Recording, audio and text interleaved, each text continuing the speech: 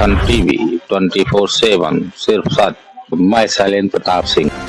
बांदा जिले के बबेरू में बांदा रोड पर नवनिर्मित पहाड़ी महादेव शिव मंदिर की प्राण प्रतिष्ठा का समापन आज नवंबर 19-21-2024 को बड़े धूमधाम से संपन्न हुआ। साथ ही भंडारे का आयोजन हुआ। कई हजार लोगों ने भगवान महाकाल भोलेनाथ जी के भंडारे का प्रसाद ग्रहण किया और भगवान महाकाल जी का आशीर्वाद प्राप्त किया।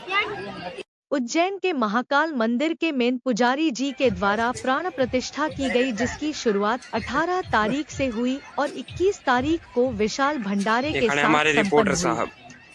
जो लोग उज्जैन जाकर महाकाल जी के दर्शन नहीं कर सकते, उनका आशीर्वाद नहीं प्राप्त कर सकते, वह बबेरू पहाड़ी महादेव मंदिर में आकर दर्शन कर आशीर्वाद प्राप्त कर सकते हैं। क्योंकि जो लोग उज्जैन नहीं जा सकते, उनके लिए भगवान महाकाल भोलेनाथ जी पहाड़ी महादेव के नाम से यहाँ भी विराजमान हो चुके हैं। यहाँ 4 दिन पहाड़ी महादेव जी की प्राण प्रतिष्ठा हुई और पूरा बबेरू महादेवमय हो गया। 4 दिन ऐसा लगा कि मानो महादेव जी के कैलाश पर्वत पर हैं। 21 नवंबर 2024 को समापन के साथ विशाल भंडारे का आयोजन हुआ, जिसमें पूर्व उत्तर प्रदेश सरकार के सिंचाई मंत्री शिवशंकर सिंह पटेल रहे और बांदा चित्रकूट सांसद कृष्ण सिंह पटेल भी रहीं। कल शाम को पूर्व सिंचाई मंत्री शिवशंकर सिंह पटेल कुछ देर भजन संध्या में रहे।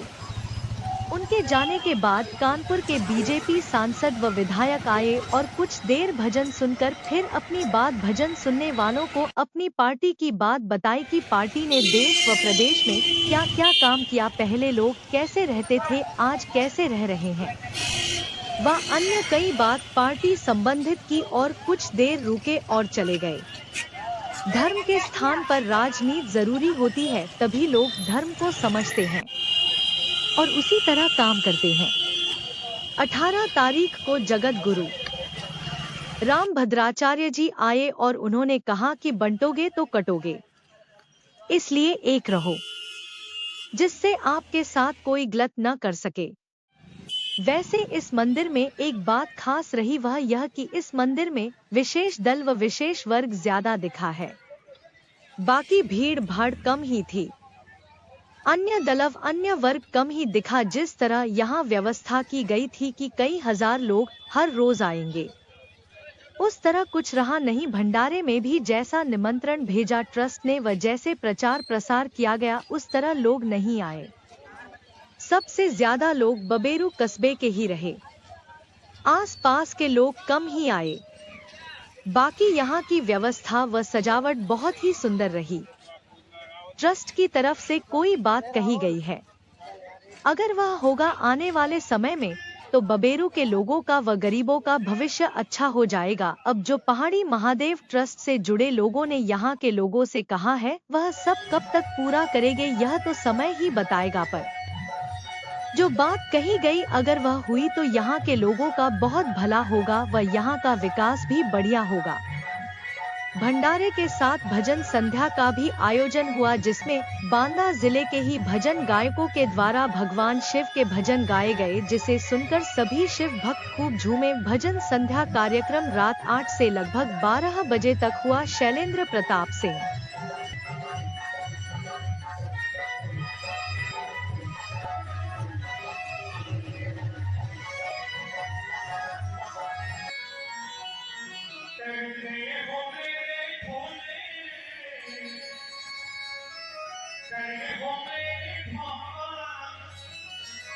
मेरा नाम हो रहा है, जो मेरा आपकी कृपा से सब काम हो रहा है, मेरा आपकी कृपा से सब काम हो रहा है, मेरा आपकी कृपा से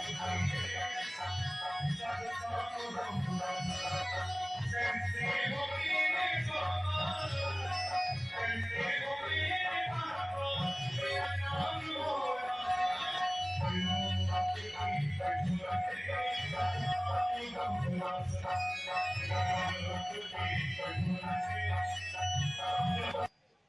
अभी शुरू से ही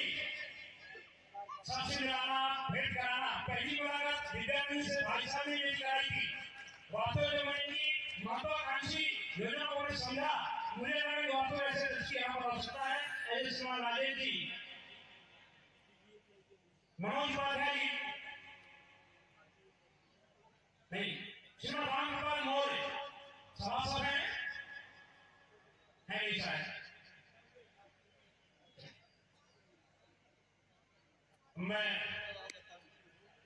हाँ, श्रीमान विद्यानंद जी का भी जोरदार तालियों से स्वागत करेंगे। विद्यानंद जी का बहुत बहुत धन्यवाद।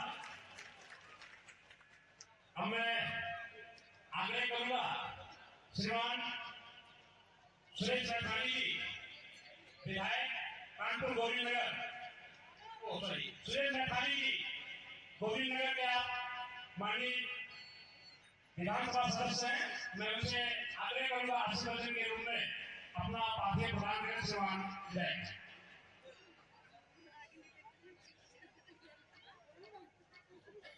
धन्यवाद नरेंद्र भाई साहब।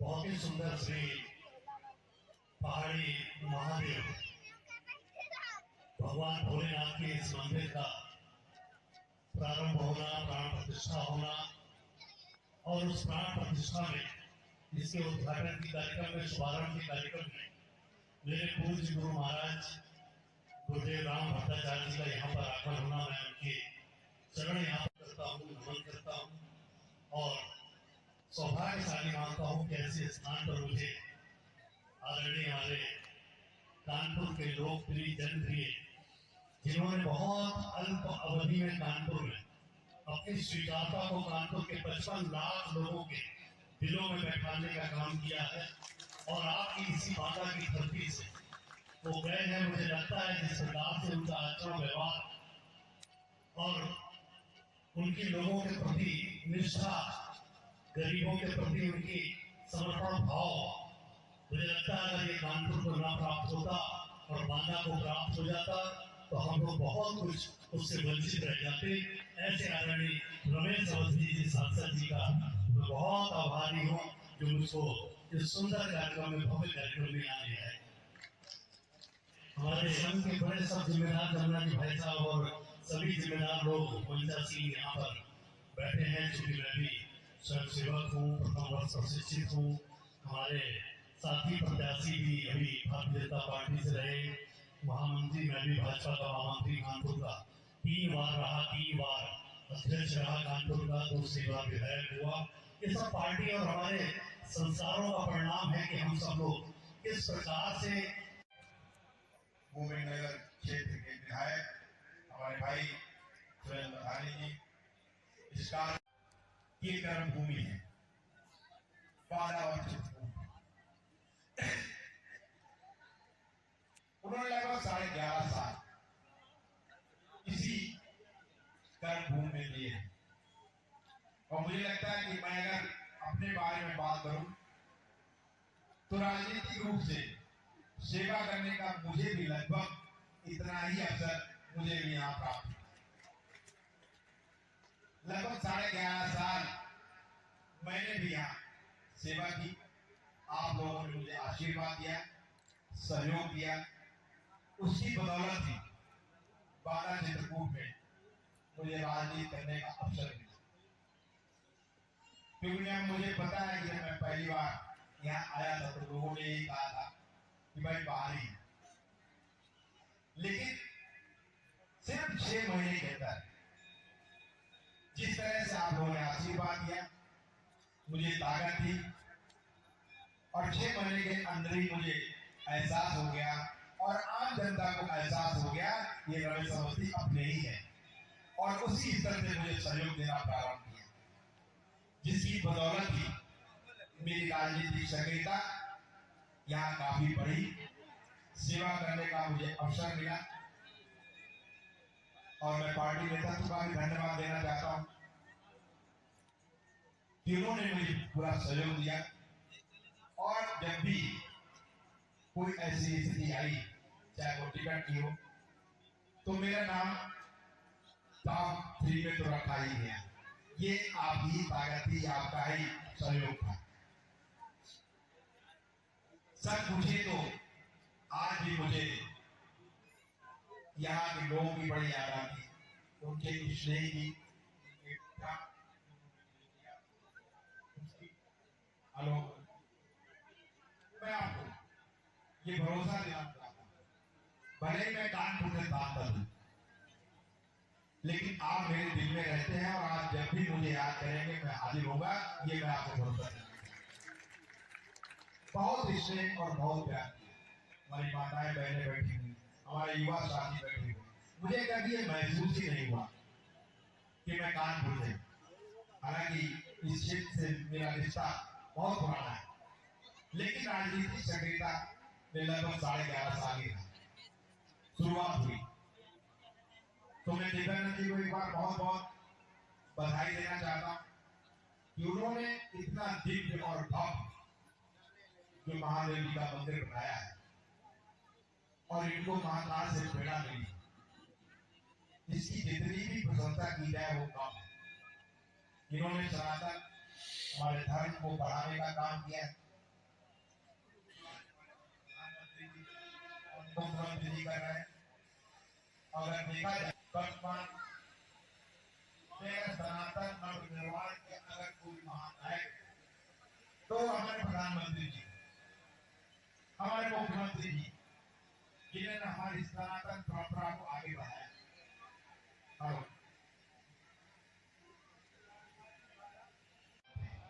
लेकिन उनको देश में वो देश प्रेमी है, देश की प्राथमिकता, राष्ट्र की प्राथमिकता। सनातन को मानने वाले लोग जो भी देश और दुनिया में है,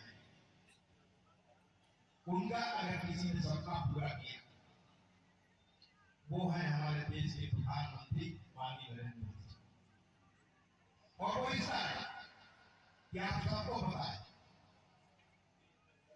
विगत कई सालों सैकड़ों साल हमारे जितने भी पूर्वज थे वो चाहते थे कि राम मंदिर का निर्माण हो और वो रामलला के दर्शन कर पाए, लेकिन उनका ये सपना पूरा नहीं, क्योंकि उस समय नरेंद्र मोदी जैसा कोई प्रधानमंत्री नहीं। अगर उस समय भी नरेंद्र मोदी जैसा कोई प्रधानमंत्री होता नहीं, आकाश भी कह रहे हैं तो हमारे देखो बुजुर्गों का बीजेपी की पढ़ाई हो रही, सपना पापा जी यहाँ गुस्सा हो रहे हैं, वही पूछने आ रहे हैं कि लागत पढ़ाई ज्यादा कर रही माननीय नरेंद्र मोदी जी सनातन धर्म के मानने वालों, चाहे वो देश में बैठे हो चाहे विदेश में बैठे, उनका वो सपना पूरा किया और राम मंदिर का निर्माण किया। आज हम सब सौभाग्यशाली हैं कि हमने अपने काम